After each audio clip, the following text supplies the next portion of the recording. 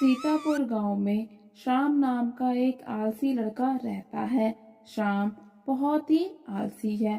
वो कोई भी काम धंधा नहीं करता, बस सारा दिन घर पर बैठकर आराम करता है। श्याम की माँ उसके इस व्यवहार से बहुत परेशान होती है। उसे उसके भविष्य की बहुत चिंता होती है कि उसके मरने के बाद उसके बेटे का क्या बनेगा। श्याम की माँ उसे बहुत समझाती है कि बेटा, अब मैं बूढ़ी हो चुकी हूँ, मैं घर पर खाना नहीं बना सकती और ना ही जंगल से लकड़ियाँ ला सकती हूँ। इस पर श्याम कहता है, तो माँ, इसमें मैं क्या कर सकता हूँ? आप सारा दिन मेरे पीछे पड़ी रहती है कि मैं कोई काम नहीं करता। क्या आप नहीं जानती कि मेरे पिताजी मेरे लिए बहुत सारी धन संपत्ति छोड़कर गए हैं? मुझे काम करने की क्या जरूरत? श्याम की माँ उसे समझाती है कि सारा धन खत्म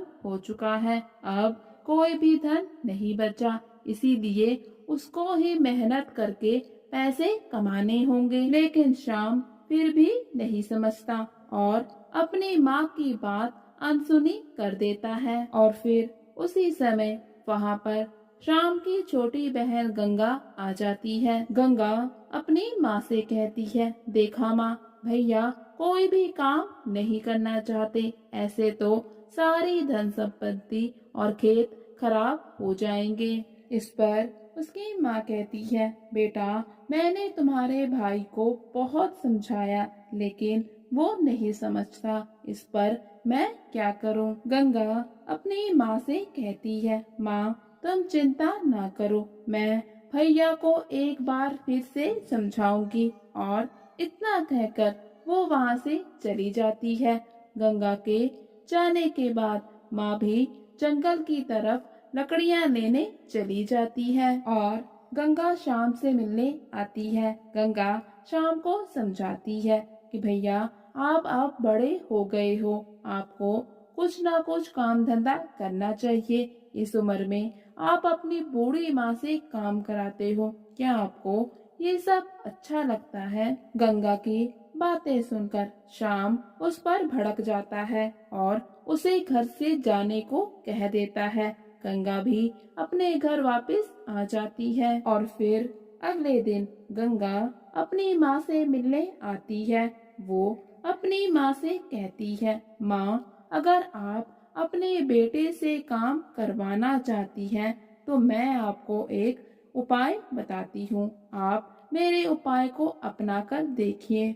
माँ के पास वैसे भी कोई दूसरा रास्ता नहीं है, इसीलिए वो गंगा की बात मान लेती हैं और कहती है, ये योजना तो वैसे भी उसको जरूर सुधार देगी। और फिर जब शाम घर वापस आता है तो देखता है कि उसकी माँ घर पर नहीं है। शाम को बहुत जोरों की भूख लगी होती है, लेकिन घर पर कुछ भी खाने को नहीं होता। शाम थोड़ी देर तक अपनी माँ का इंतजार करता है, लेकिन जब माँ नहीं आती तो वो अपनी बहन गंगा के घर जाकर उससे पूछता है कि क्या माँ तुम्हारे पास आई है? गंगा कहती है, नहीं भैया, माँ तो यहाँ नहीं आई। तो फिर माँ कहाँ गई? और फिर शाम घर वापस आ जाता है और सोचने लगता है कि उसकी माँ कहाँ गई। इतने समय तक तो हर रोज उसकी माँ घर वापस आ जाती है, तो फिर आज आखिर ऐसा क्या हुआ कि माँ घर नहीं आई?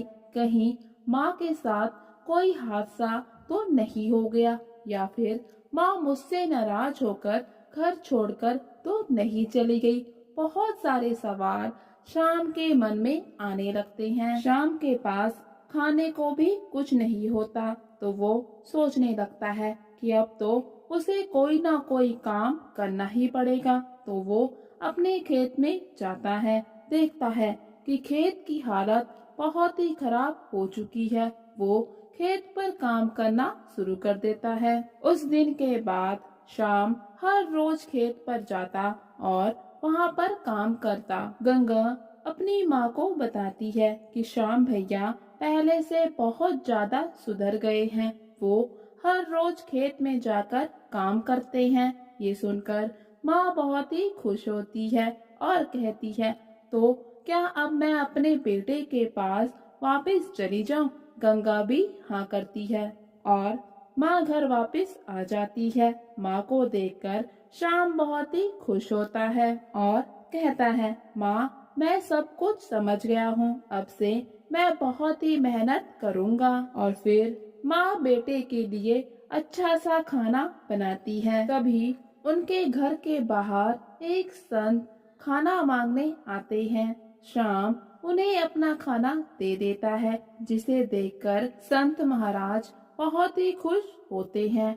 वो श्याम को कोई भी 2 वरदान मांगने को कहते हैं। श्याम को जल्दबाजी में कुछ भी समझ नहीं आता कि वो संत महाराज से क्या मांगे। संत महाराज उसे कहते हैं, उसे जो कुछ भी मांगना है वो जल्दी से मांग दे। श्याम सोच में पड़ जाता है कि वो क्या मांगे। तभी उसे अपने सामने रखी कुर्सी दिखाई देती है। वो कहता है कि जो कोई भी इस कुर्सी पर बैठे वो मेरी इजाजत के बिना उठ ना सके। दूसरा वरदान श्याम मांगता है कि मैं जो कोई भी धन अपनी पोटली में रखूं, मेरी इच्छा के बिना वो बाहर ना आ सके। और फिर एक दिन शाम जंगल से गुजर रहा होता है कि रास्ते में उसे एक शैतान मिलता है। शैतान शाम को कहता है, अरे शाम, मुझे लगता है कि तुम्हें पैसों की बहुत जरूरत है।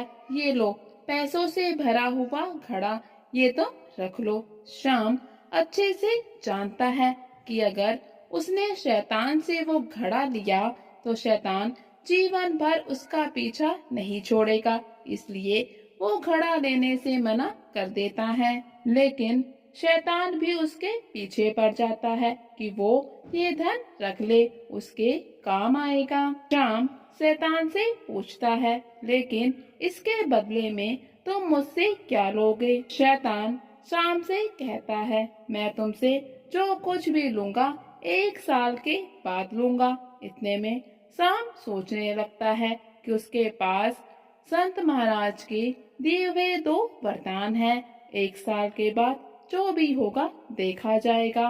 उस समय वो संत महाराज के दिए हुए वरदान का इस्तेमाल करके खुद को बचा लेगा। और फिर 1 साल बीत जाता है। 1 साल बीतने के बाद शैतान शाम के पास वापस आता है और कहता है, क्यों शाम, मेरा काम करने के लिए तैयार हो? शाम बचने का उपाय सोचने लगता है कि तभी उसकी नजर सामने रखी कुर्सी पर पड़ती है। वो शैतान को कुर्सी पर बैठने को कहता है और फिर जब शैतान कुर्सी से उठने की कोशिश करता है तो वो नहीं उठ पाता। और फिर शाम उसे बताता है कि उसको वरदान है, जब तक वो नहीं चाहेगा शैतान कुर्सी से नहीं उठ सकता। शैतान शाम से माफी मांगता है और कहता है, मैं तुम्हें पहले से भी ज्यादा धन दूंगा, लेकिन मुझे इस कुर्सी से आजाद कर दो। और फिर शैतान शाम को बहुत सारा धन देकर चला जाता है और 1 साल के बाद वापिस आता है और सोचता है, क्यों ना मैं सोने की मोहर बन जाता हूँ। मुझे देखकर शाम के मन में लालच आएगा और वो मुझे उठा लेगा। फिर वो बिल्कुल ऐसा ही करता है और सोने की मोहर बन जाता है। शाम उसको देखते ही अपनी पोटली में डाल लेता है। शैतान शाम से कहता है, देखा, आखिर तुम मेरे जाल में फंस गए, अब मैं तुम्हें नहीं छोड़ूंगा। शाम एक बार फिर से खुश होता है, क्योंकि शाम की मर्जी के बिना शैतान बाहर नहीं आ सकता। शैतान को एक बार फिर से हार का मुंह देखना पड़ता है।